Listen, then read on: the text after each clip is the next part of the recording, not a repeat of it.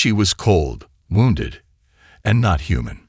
The wind howled like a wild animal across the frozen ground of Karak 7.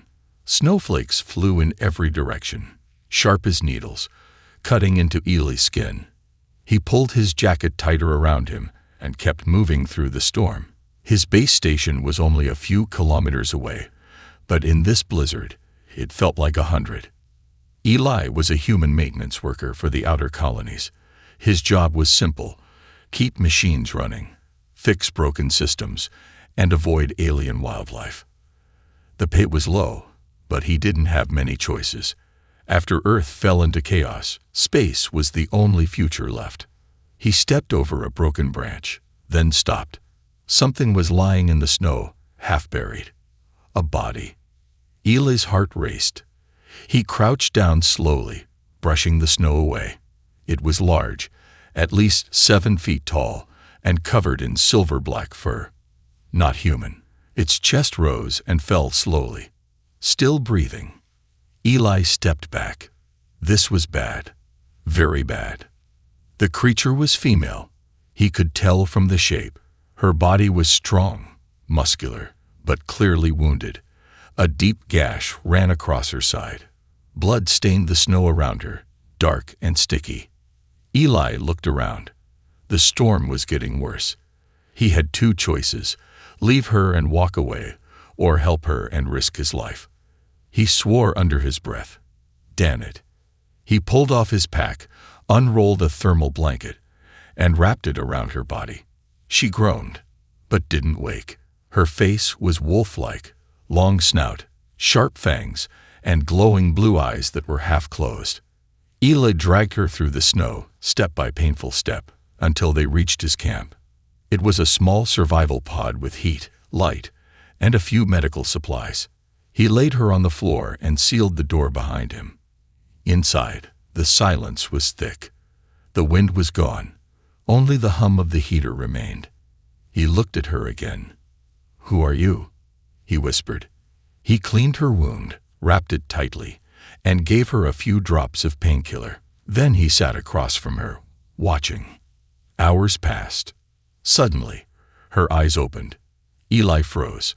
The creature sat up slowly, groaning. Her eyes locked onto his. She sniffed the air, then growled low in her throat. Her muscles tensed like she might leap. "I helped you," Eli said, holding up his hands. "You were dying." She blinked. Her breathing slowed.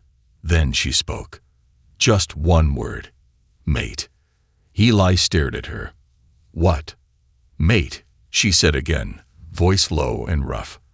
Her accent was thick, but clear. "You saved me. You are my mate now." "What?" No, I'm not." Eli stood up quickly. "I'm human. You're whatever you are." Her eyes didn't leave his. "Draven." "What?" "I am Draven. My name is Kellerah." Eli shook his head. "Okay, Kellerah. Listen, I'm not your mate. I just didn't want you to die out there." She sniffed the air again, then gave a short nod. "Still, you are marked." "Marked? What does that mean?" But Kellerah didn't answer. She collapsed again, weak from blood loss and pain. Eli stared at her, heart pounding. He didn't know what kind of alien customs he had just stepped into, but something told him this wasn't normal. He moved to the pod's window and looked out into the snowstorm. Somewhere out there, someone might be looking for her. And if they found her with a human? He shivered, not from the cold, but from fear. He turned back to Kellerah. Her body rose and fell with slow breaths. She looked peaceful now, like some strange wild creature resting after a fight. Eli sat down beside her and sighed. What the hell did I just get myself into? Outside, in the distance, a small red light blinked in the snow. A tracker beacon. Someone was coming, marked by the beast. The red light blinked slowly in the snow, almost hidden by the white storm. Eli didn't see it yet. Inside the survival pod, he sat cross-legged on the floor, watching the strange alien woman sleep. Kellerah. That was her name. a name both beautiful and dangerous. She had passed out again after calling him her mate. The words still echoed in his mind, strange and heavy. What did it even mean in her world? Was it some kind of custom, a mistake, or something more? Eli didn't know, but his gut told him he had crossed a line, one he couldn't come back from. He stood up quietly and checked her bandages. Her wound had stopped bleeding, but her fur was matted, and her breathing was shallow. Whatever species she wasn't healing fast enough. He tapped his wrist device and opened a scan. Her vitals were irregular. The only medicine he had left was a stim shot, designed for humans. If he used it on her, it could either help her or kill her. He hesitated, then sighed. You saved her once. Don't let her die now. He gave her the shot. Her body twitched, then stilled.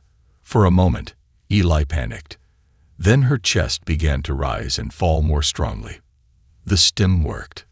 Relieved, he sat back down, only for her eyes to open again, this time clear and sharp. She stared at him. You touched me, she said softly. You were dying, he replied. I helped you. Kalara's lips curled in what looked like a smile. Yes, you saved me. Again.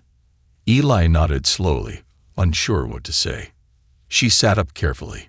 By saving my life twice, you have made a choice, human. One you cannot undo.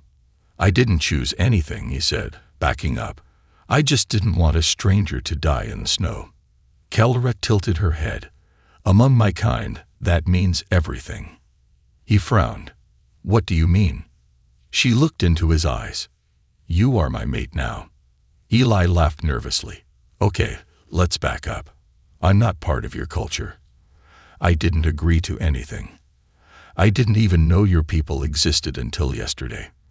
Kalara stood, her long fur brushing the floor. Our bond is not by words. It is by action, by instinct. She walked toward him slowly. He didn't move. When a Draven is wounded and saved by another during the blood moon, she continued, the one who saves becomes bonded. It is the oldest law, ancient, sacred. Blood moon? Eli asked, voice quiet. She pointed outside to the sky. You call it Karak 7. We call it Harel, the place of the moon hunt. The sky turns red here once every cycle. You found me during this time. Eli looked down.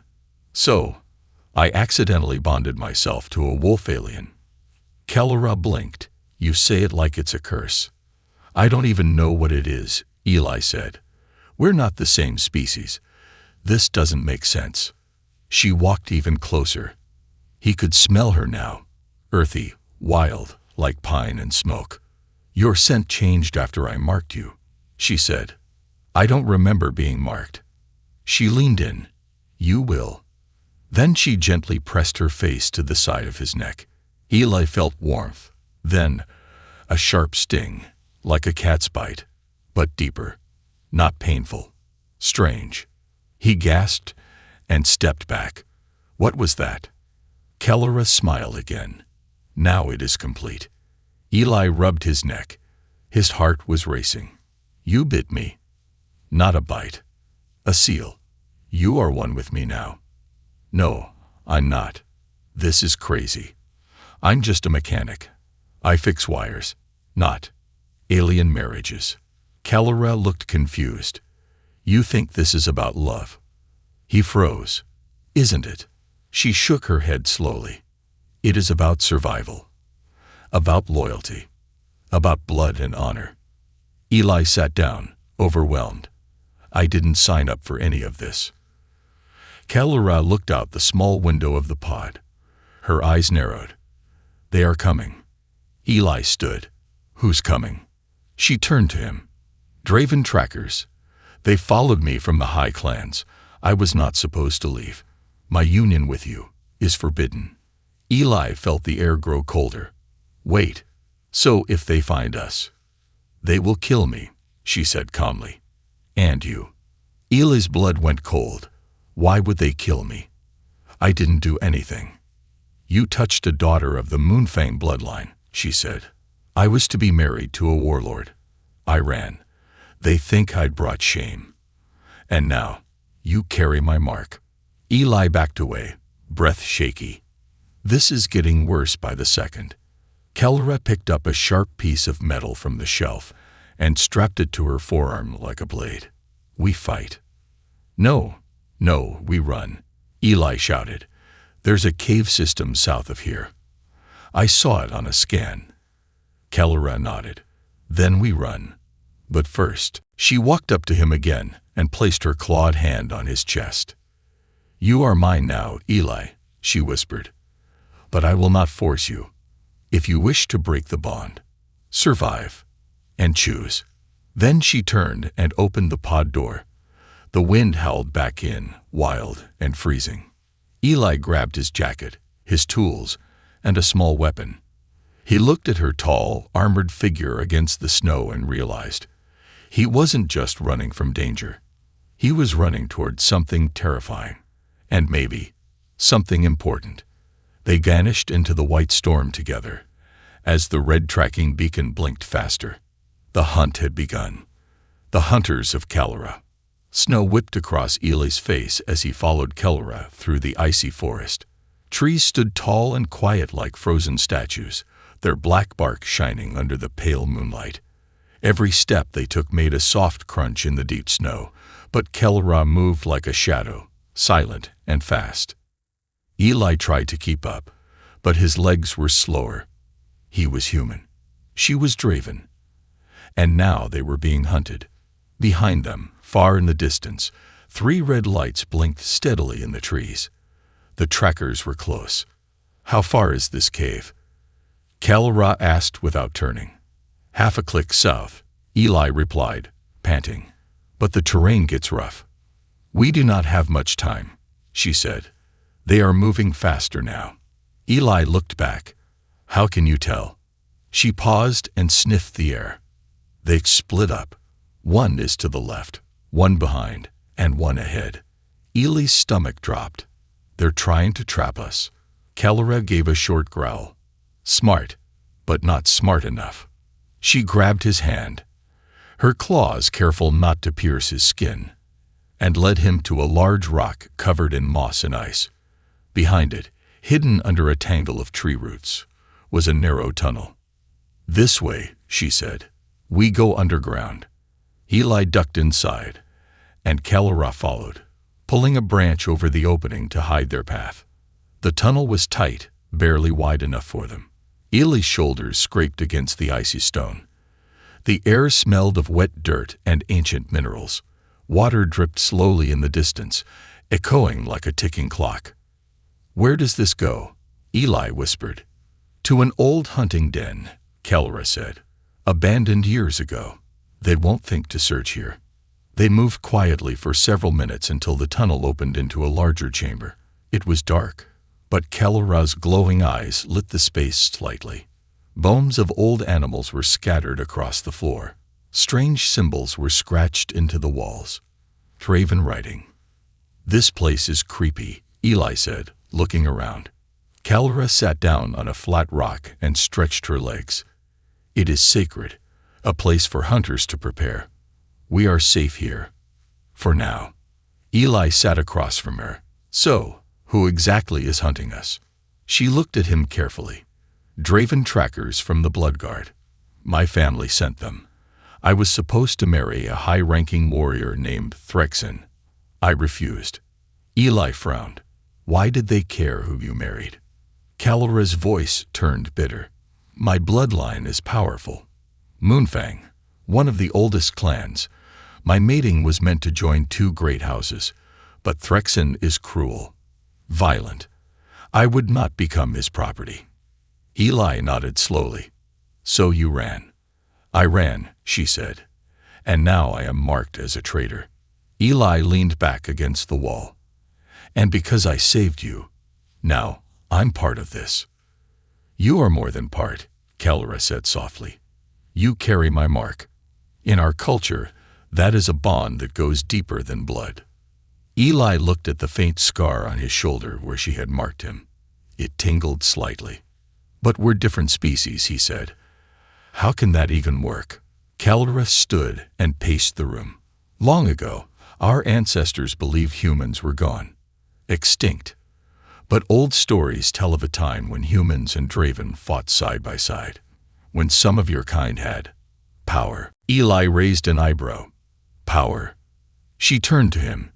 Some say your ancestors were more than warriors. They could awaken technology buried deep beneath the stars, ancient machines that even the Draven fear. Eli laughed nervously. I'm just a repair tech. I fix broken heaters. Kalra didn't smile. Maybe. Or maybe you are something more. He shook his head. No way. That's a myth. Kalra stepped closer. When you touched the bunker back there, it reacted. It lit up. Only someone with old blood could do that. Eli looked down. You really think I'm one of those humans from legend? I don't know, she said. But the trackers do. That's why they want you dead too. Eli stood up. Great. So I've got wolves after me because I saved someone's life. And now I might be a walking myth. Kalra gave a small, wolfish grin. Exactly. Before Eli could respond, a deep growl echoed from the tunnel entrance. Both of them froze. They're here, Kalra whispered. The sound of footsteps in snow. Slow. Steady. Kalra drew her forearm blade and crouched low. Stay behind me, she said. No matter what. Eli grabbed a pipe from the ground. His hands were shaking. A shadow appeared in the tunnel entrance. Then another. Then a third. 3 Draven hunters, each wearing black armor with glowing red lines. Their eyes glowed like fire. One of them stepped forward and pointed at Kalra. Kalra of the Moonfang, he growled. You broke the law. You bonded with a human. I chose freedom, she replied coldly. You have no power over me. You are no longer of the clan, the hunter said. You will die here, and your mate will burn beside you. Eli stepped forward. We didn't choose this. I was just trying to help. The hunter laughed. Foolish human, do you think the bond can be undone? Do you even know what she is? Eli looked at Kalra. She didn't answer. Fight us, the hunter said, or we take you in pieces. Kalra growled low. Her muscles tensed. Her claws gleamed in the dark. Eli felt something strange rise in his chest. A warmth. A pulse. The ground beneath his feet vibrated. One of the glowing symbols on the wall lit up, faint, but real. The hunters saw it. Their smiles vanished. You awakened it, one of them whispered. Kalra's eyes widened. You touched the mark. I didn't. Eli started, but the symbol on the wall was now fully glowing, casting light across the den. The hunters stepped back, unsure. Kalra stood tall beside Eli, her voice firm. You see, he is not just my mate. She pointed at the glowing wall. He is the one your stories feared. The hunters hesitated. Then, in a blur of motion, Kalra leaped at them. Eli didn't see the fight clearly, only flashes of claws, blood, and roars. She was a force of nature, fast and deadly. When it was over, 2 hunters were on the ground, breathing but unconscious. The third had run. Kalra stood over them, panting. Eli stared at her in awe and fear. You're incredible, he said. She looked at him with strange softness. So are you, she replied. And now they know. Eli looked back at the glowing wall. The light was fading. What does this mean? He asked.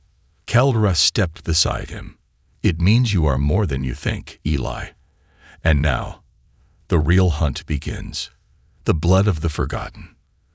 The snowstorm had passed by morning, leaving behind a quiet, frozen world.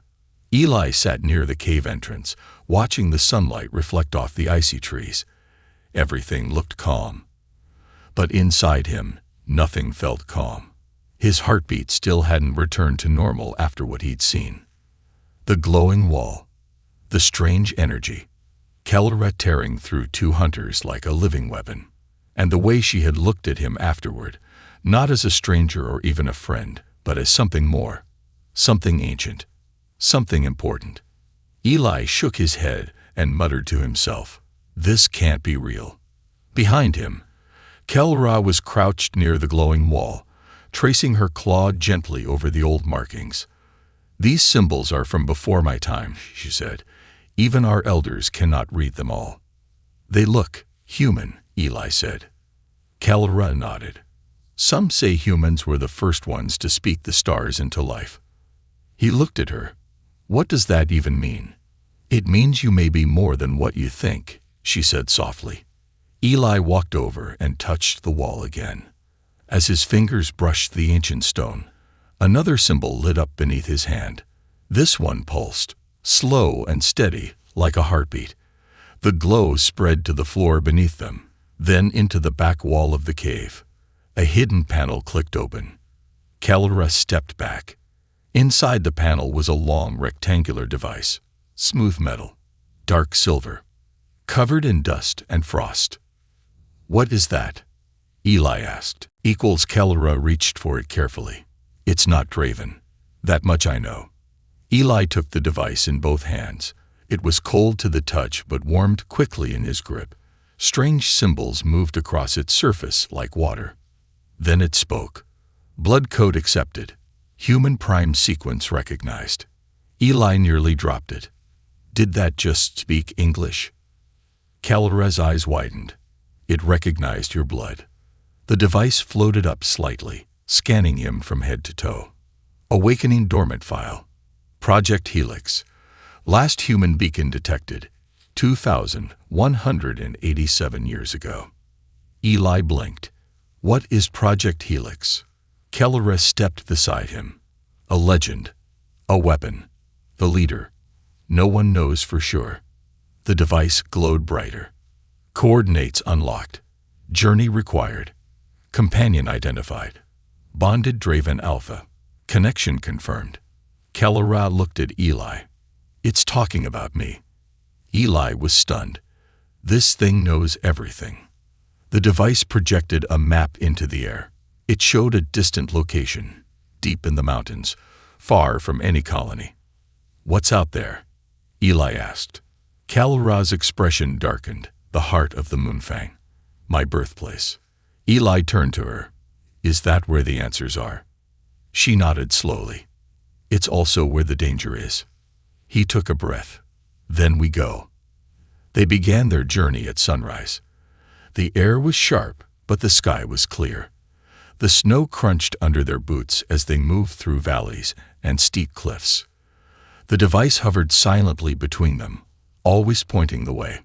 Along the way, Kel-Ra shared more stories of her people. She told Eli about the ancient days when the Draven fought among themselves for power and land, about the rise of the Moonfang clan, and about how, in the middle of all their battles, a group of humans once appeared from the stars, strong, fast, and unafraid. "They carried knowledge," she said. "Strange powers. They could turn off machines with a look, heal wounds with a touch." Eli chuckled. "Sounds like magic." Kel-Ra looked at him seriously. "Some called it that. Others called it science, but none could match them." "What happened to them?" he asked. "They vanished," she said. "Some say they went into hiding. Others say they were hunted and erased." Eli looked at the glowing device. "Maybe they left things behind." Kel-Ra nodded. "Maybe they left you." By nightfall, they'd reached the edge of a steep cliff. Below them was a massive forest, untouched by time. And in the middle of that forest, glowing faintly, was a large circular stone structure, the heart of the Moonfang. It looked like a fortress made from bones and crystal, with towers that reached into the sky and walls carved with symbols that pulsed gently. Eli felt a strange pull toward it, like something inside him recognized it. "We go at first light," Kel-Ra said. They camped in a small cave, silent for a while, both lost in thought. Then Kel-Ra turned to him. "Do you fear what's coming?" Eli hesitated. "Yeah, but I want answers more than I want safety." She studied him. You speak like a Draven now. He smiled. Maybe I'm catching it from you. A small laugh escaped her, the first he had ever heard from her. Kelra, he said softly, why do you really care what happens to me? She looked at the fire. At first, it was instinct, the bond. But now, I see something in you, something I cannot explain. You do not run. You do not break. You protect without reason. That is rare. Eli's chest heightened. You said our bond wasn't about love, he said. Is it now? She didn't answer. But she didn't look away either. At dawn, they approached the heart. As they entered through the gates, the device suddenly stopped moving. It dropped into Eli's hands. Then the walls around them began to glow. Kelra looked nervous. The elders will feel this. They will come. Good, Eli said. Maybe it's time someone told me the truth. A low hum filled the air. A voice echoed from the far end of the chamber. So, the human has come home. An old Draven warrior stepped out of the shadows. His fur was pure white. His armor was made of polished bone. Kelra stiffened. Elder Thurin. The elder looked at her, then at Eli. You bring the cursed blood back to this sacred place, he growled. Do you know what you awaken, child? I seek the truth, Kelra said. He deserves to know. Thurin walked toward Eli, eyes sharp. You are the son of ghosts, he said. A whisper made flesh. And if the stories are true, then everything is about to burn. Heart of the Moonfang. The heart of the Moonfang pulsed with silent power. Its walls were alive with light, soft, blue veins glowing under ancient stone. The air inside was heavy, as if every breath carried the weight of history. Eli walked slowly beside Kelra, his fingers brushing across carvings older than human memory. The hovering device that had led them here now floated behind him, quiet and still, like it had done its job. This place feels alive, Eli whispered. Kelra nodded, her eyes scanning the high ceilings. It remembers. From the shadows, more Draven figures began to appear, some tall and scared, others cloaked in ceremonial robes. Warriors, priests, elders, all of them staring at Eli like he didn't belong, like he was a mistake. At the center of the chamber stood Elder Thurin, his white fur glowing like moonlight. His eyes were like stone. You come to this sacred ground carrying the scent of old blood, Thurin said, his voice like gravel. Do you know what you are? Eli met his gaze. No, but I think you do. A murmur spread through the gathered Draven. Some growled low, others simply stared. Kelra stepped in front of Eli, her shoulders squared. He is not your enemy. Thurin's lips curled. No. Then why does the mark of the first war rise when he enters? Why do the walls sing? Eli looked at his hands. The skin near his shoulder, the spot Kelra had marked, was glowing faintly, like fire under the surface. Thurin turned away and walked to the far end of the hall, where a large stone table stood. Upon it lay a long object wrapped in cloth. 2,000 years ago, Thurin began, your kind helped destroy the balance of this world. The humans who came here were strong, proud, dangerous. They thought they could control the wild. Eli stepped forward. I'm not them. No, Thurin agreed. You are something worse. The cloth was pulled back. Beneath it lay a blade, not made of metal, but a glowing, crystal-like material that hummed gently. This belonged to the one we called the Blood Speaker, Thurin said. The last human who held this blade led both Draven and mankind into war. When the fire stopped burning, we buried everything. He looked at Eli. Until now. Kelra took a slow breath. Why does the prophecy speak of a return? Because it was never finished, Thurin replied. The Blood Speaker vanished, but his blood did not. Eli stared at the blade. You think I'm his descendant? Thurin nodded. The blade only responds to his bloodline. If you are truly his kin, it will speak. Eli looked at Kellerah. She gave a small nod. Eli reached out. His hand shook. He touched the blade. It flared with light, blinding white. Gasps echoed through the chamber. Some Draven dropped to one knee. Others growled in fear. Thurin's face was unreadable. So, it is true. The blade floated in the air before Eli, its edges burning with silent energy. Kellerah stepped forward. He is not here to start a war. But war is coming, Thurin said, whether he wants it or not. A loud boom shook the chamber. Everyone turned. A warrior ran in, breathless. The Blood Guard is here. Phyrexian leads them. Kellerah's face darkened. Eli tensed. Who's Phyrexian? My former betrothed, she said. He wants my blood. And yours. Outside, the sky turned dark as ships landed near the forest.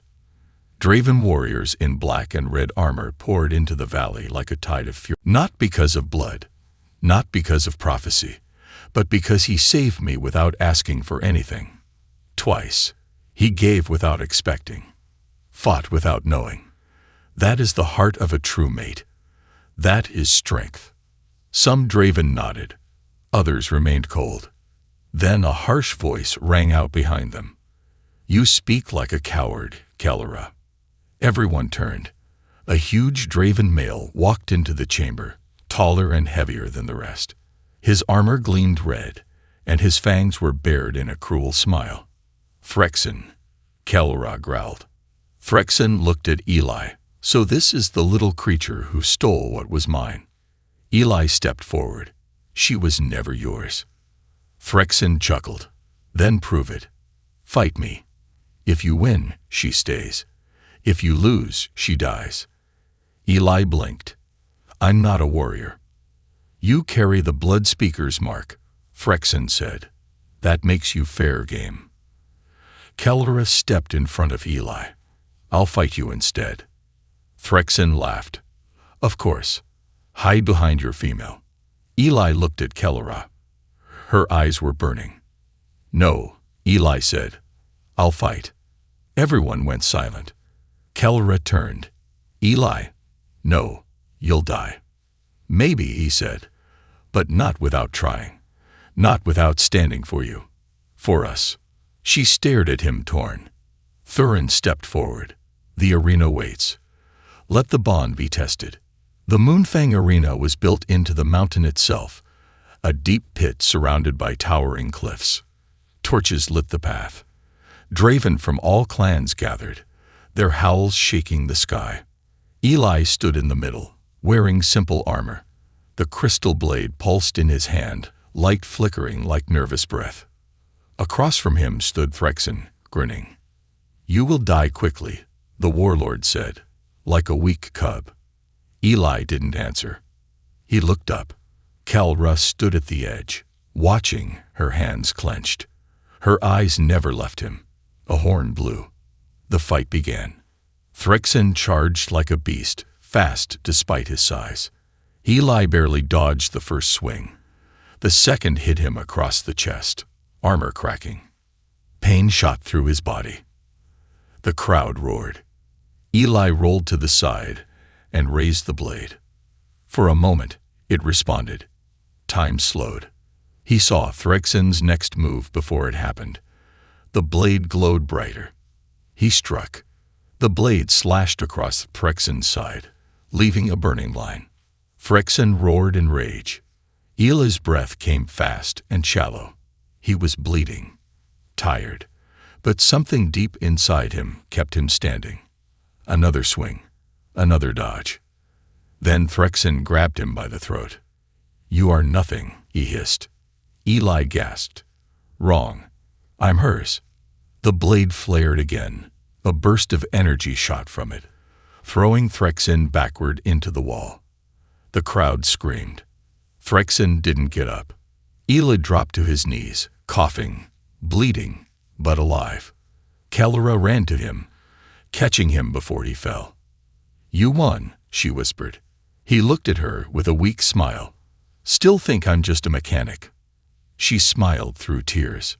No, you are my mate, and my warrior.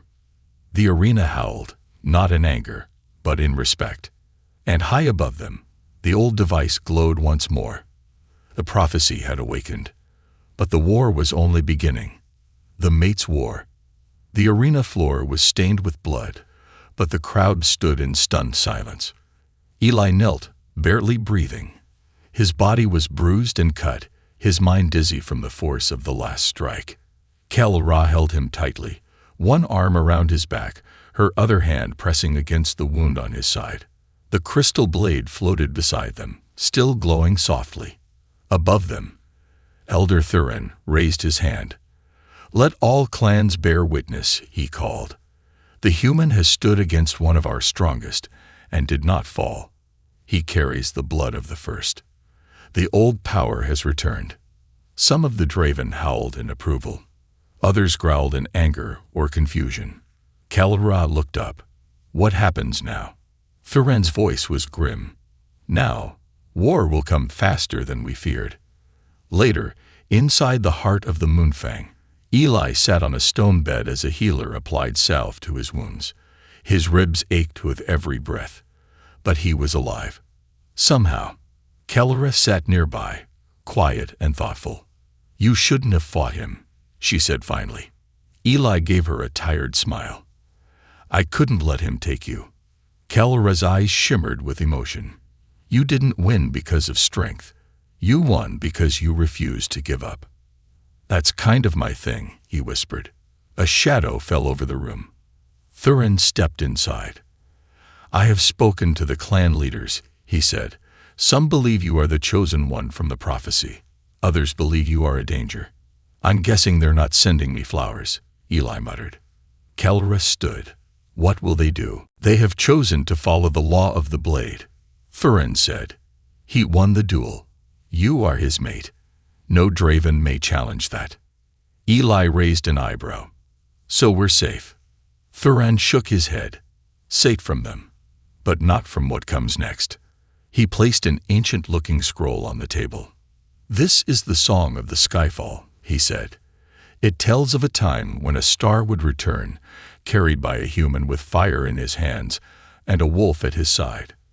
When this happens, the old war begins again." Kal-Ra read the words slowly. "The Bloodguard will rise." "They already have," Thurin said. "Your fight with Threxen was only the beginning. His death will rally his brothers. They will not wait. They will burn every clan that supports you." Eli stood, despite the pain. "Then we have to stop them." Thurin's gaze was heavy. "With what army?"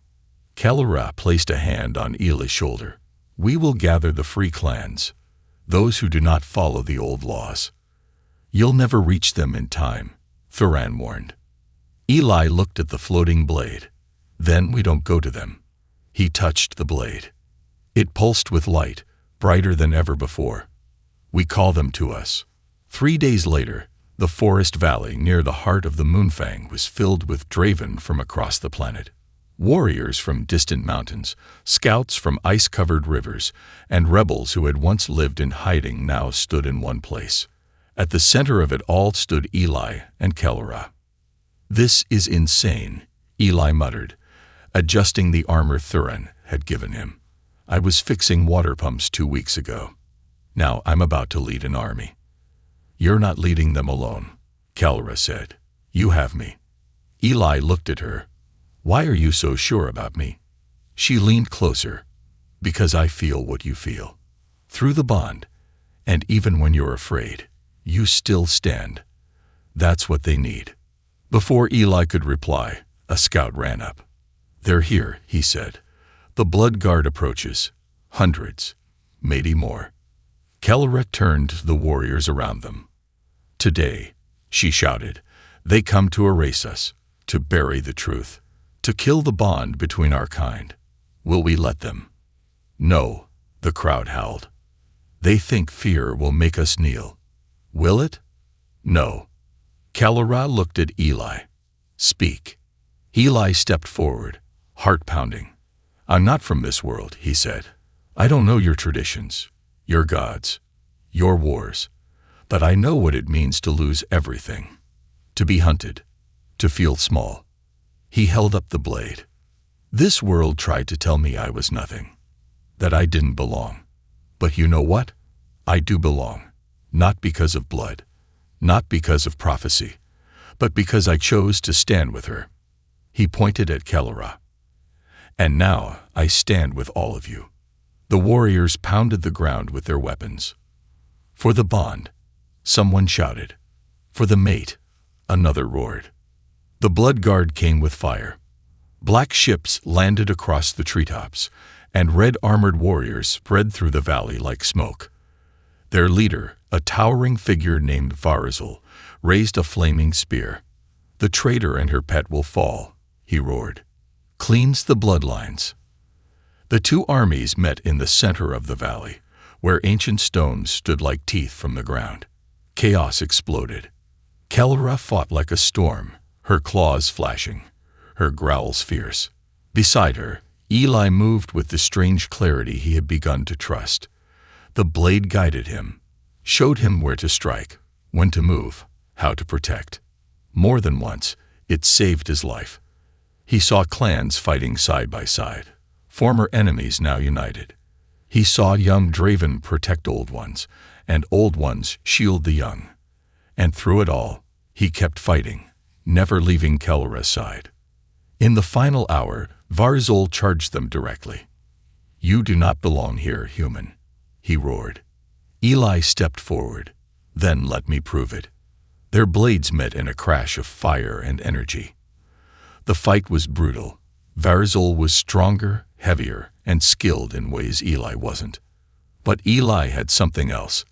He had purpose. He had the bond. And he had her. When Varzul knocked Eli down and raised his blade to strike the final blow, Kellerah leaped between them, catching the blade with her arm. Blood flew. She didn't scream. She struck back, claws slashing deep into Varzul's chest.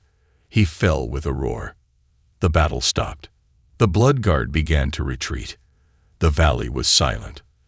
Then the warriors of the clans raised their fists and howled together. Victory. Later, as the fires burned low, Eli sat beside Kellerah in the moonlight. You could have died, he said. So could you, she replied. But you jumped in front of me, he whispered. She smiled.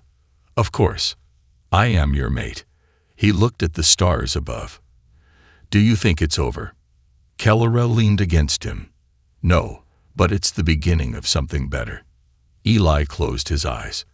He had come to this world as nobody. Now he was bonded to a warrior, chosen by an ancient blade, and followed by clans of creatures he never knew existed. He didn't know what tomorrow would bring. But tonight, he was no longer alone. The prophecy of the human mate. The valley was quiet now. Snow fell softly on the burned ground where warriors had fought and bled. The sky, once filled with smoke and fire, was now peaceful, painted with streaks of orange as the twin suns began to rise. Eli stood on the cliff's edge, staring at the land below. His body ached, covered in cuts and bruises. His armor was cracked. The crystal blade, once glowing bright, now hung quietly at his side, dull but still warm to the touch. Behind him, Kellerah approached, her steps silent. They left during the night, she said. The Blood Guard survivors. They fear what comes next. They should, Eli said softly. Kellerah stood beside him. Her injured arm was bandaged tightly, but her eyes were calm. You look like a leader, she said. Eli gave a small laugh. I still feel like a guy who fixes broken doors. But you fixed something greater than that, she said. You fixed us. He looked at her, puzzled. You gave our people a choice, she explained. A different future. One not ruled by fear or bloodlines. Eli turned back toward the horizon. So what now? Do I stay here? Try to become part of your world? Kellerah's eyes narrowed slightly. You are already part of it. More than you know.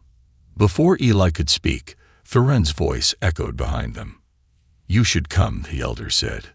The circle is ready. Inside the heart of the Moonfang, the central chamber had been cleared. Elders from several clans stood in a wide ring, surrounding a circular platform carved with ancient symbols. At the center of the floor was the original device, the one that had called Eli by blood. It now floated higher than before, spinning slowly and glowing blue. When Eli stepped inside the circle, the device pulsed. Genetic key confirmed, it said, initiating memory release. A beam of light shot into the center of the room, forming a 3D projection of a man, tall, human, armored in dark silver. His voice was deep but kind. To whoever finds this, the message began, "My name is Commander Alric Vale. I was the last leader of the Helix program, the final human sentinels."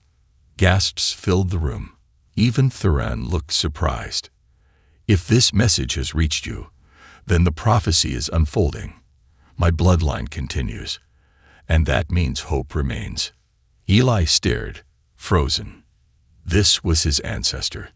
The message continued. "We once fought beside the Draven. We built cities, shared knowledge, but fear broke the alliance. The Draven turned inward. Humans vanished, but not all. Some of us hid, some of us waited. To my descendant, I say this: you are not chosen by destiny.